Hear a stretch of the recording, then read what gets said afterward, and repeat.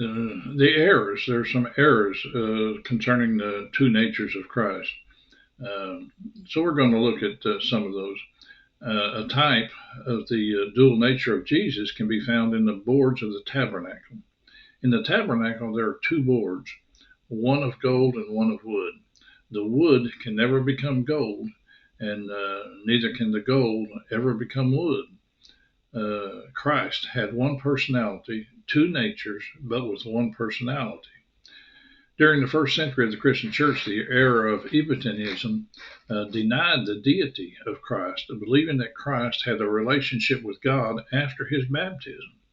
In the second century, Docetism was an error that maintained that Christ did not possess a human body, but only a celestial body, denying the humanity of Jesus.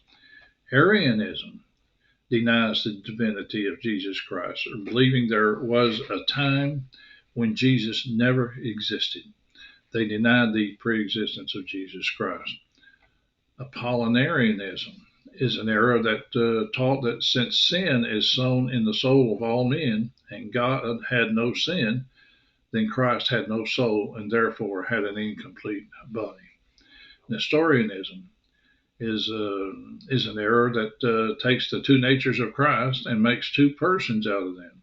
They taught that God dwelled in the perfect man, and therefore God was in Christ instead of Christ being in God.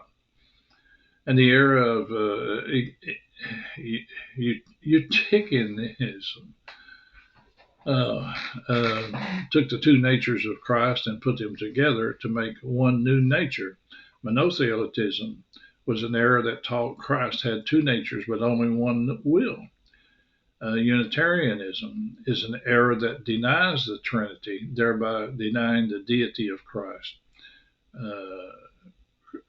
Christian Science denies the humanity of Christ. It is neither Christian nor science. Millennial Darwinism denies the personal existence of Christ. Let me continue on that if a man had written the Bible, he would surely have left out these two natures, since it is difficult to understand. God didn't explain it in depth, but just stated it factually. The Bible teaches that Christ had a human nature and a divine nature. He is the God-man.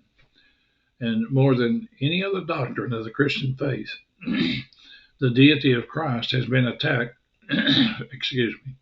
The deity of Christ has been attacked throughout the ages. The deity of Christ can be considered one of the chief cornerstones of Christianity. Most of the cults deny the deity of Christ, and one example of those who deny the deity of Christ is the Jehovah's Witnesses. The foregoing information refutes this denial and proves that Jesus is God. However, let's take another look. The word Lord in the Old Testament was translated from the word Jehovah. And in Isaiah 7, verse 14, it is Jehovah that gives us a sign that a virgin will conceive and bear a son whose name will be Emmanuel. Emmanuel literally means God with us, or Jehovah.